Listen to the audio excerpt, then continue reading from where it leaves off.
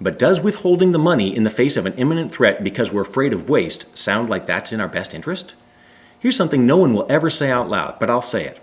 We're not going to hit it spot on. We will either end up overspending or underspending. We just need to be big girls and boys about it and accept that there's going to be some inefficiency. We cannot be perfect, so we are either going to spend more money than absolutely necessary in order to ensure that we accomplish what we need to, or we are going to accomplish less than we need to in order to ensure that we waste no money. Given what's at stake, which sounds like the more important goal to ensure? That we waste no money or that we accomplish what we need to? Given that we may be threatened with irreversible harm, including to our economy, by the way, why aren't we erring on the side of caution? Make sure everything gets done that needs to, and then follow up to minimize the waste as best we can. But it's just silly to sit there paralyzed in the path of the truck, trying to figure out which would expend less energy, jump over the guardrail or run for the other side. We don't want to risk possibly wasting any energy now, do we? Here's a comment on my previous video that literally rocked me back in my seat. I'm currently on the fence about the ultimate cause of global warming. I'm currently on the fence? Why do you need to decide? I'm currently on the fence? Who are you to judge? What are your qualifications? Why the heck is our policy and our collective neck riding on Joe Schmo's armchair analysis of the most complex scientific issue in the world? What on earth is going on here? Why are we allowing the popular debate to even continue like this, when the overwhelming conclusion of those who are actually qualified to judge, scientists, economists, business leaders, is that we need to take significant action as soon as possible to avoid losing our hides? I'm sorry, self-righteous again. I just get worked up about this stuff because I'm really worried about where we seem to be heading. And sometimes it seems that so many skeptics are just cavalier about the potential threats, dismissing them with the wave of their hand and the label alarmist about anyone who is concerned about what might be happening. Did you ever think about how Paul Revere is revered in American history for spreading alarm? Would you have dismissed him at the time as an alarmist? Is everyone who spreads an alarm an alarmist? And if your answer is no, he wasn't an alarmist because that was his job. He was designated ahead of time to watch for threats. He was the lookout. Well then, what are the scientists but high-tech lookouts, meticulously studying the physical world to see what's going on and then letting us know what they find? And now, when they raise the alarm, encapsulated in the unequivocal statements from AAAS and NAS, you would dismiss them as hysterical, incompetent, biased?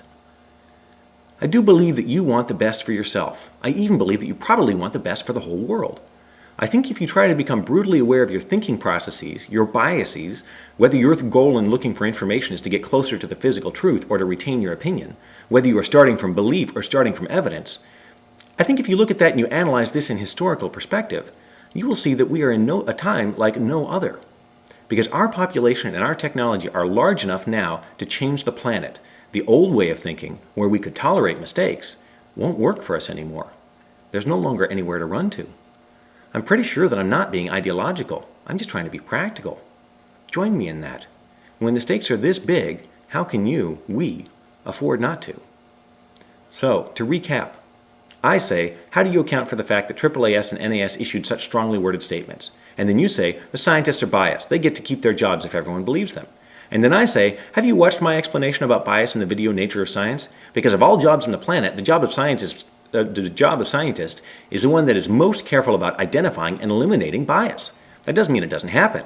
But couldn't the accusation of a belief based on bias also be leveled at you for your claim that climate change is a hoax? And do you really want to claim that you are less biased than scientists in general, who are specifically trained in how to avoid it? And sure, scientists are individuals and human, so they might be biased. But AAAS has 144,000 members and a huge reputation to uphold stretching back before the Civil War. Isn't it a bit extraordinary for you, a single layperson, to claim that you have less bias than a statement that represents 144,000 people who are specifically trained on how to avoid bias? And then you say, but it's job security for scientists. If they scare people about it enough, all they have to do is put the word climate change on the grant proposal, and then they're on the gravy train. And then I say, aren't you just repeating your claim? How can our conversation be productive if you just repeat your claim and don't specifically counter my rebuttals? And then you say, do you have a different question? And then I say, well, why do you apply the reasoning about job security in this case, but not in any other case? Saying when scientists warn us about lead-based paint, or mercury in fish, or arsenic in drinking water, or, here's a good one, that an atomic bomb might be possible and Hitler might be working on it.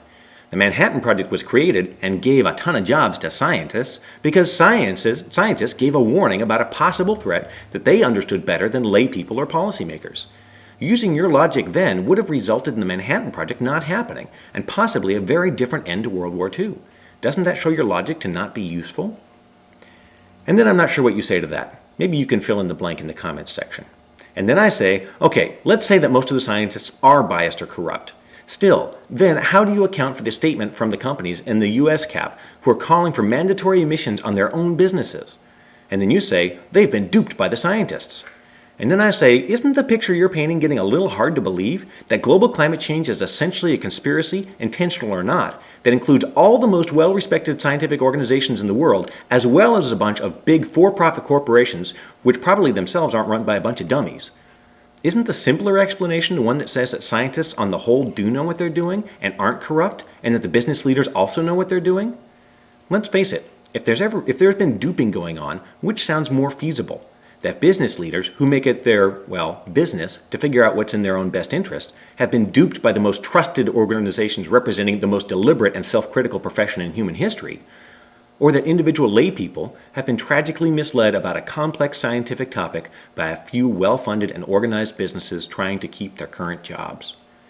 And then you probably say, I hate intellectuals, they're so condescending. And then I say, I'm sorry, but I'm just trying to be thorough. You can't claim that you know for certain that global warming isn't a problem, can you? So isn't just the possibility that it may be the greatest threat humans have ever faced make it worth the time to be thorough in our thinking about it? I'm not asking you to believe me. I think that's what's gotten us into trouble, too much belief and not enough questioning. I'm asking you to please just consider the possibility that you may be wrong and think about the possible consequences of that. You've probably been wrong before. Goodness knows I have. If there was ever a time in our individual lives and our history as a society to get it right, it's now.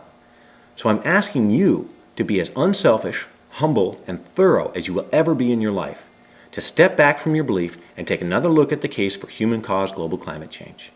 Because none of us is as smart as we think we are. I know, you're very sure of yourself, so am I, but no one is infallible. Either of us may be wrong. So we've each got to ask ourselves, what if I'm wrong? Like I shared in the video, I Hope I'm Wrong, I've done that exercise, and I'm comfortable with the answer, because I think I've been as self-critical and conscientious as anyone could demand.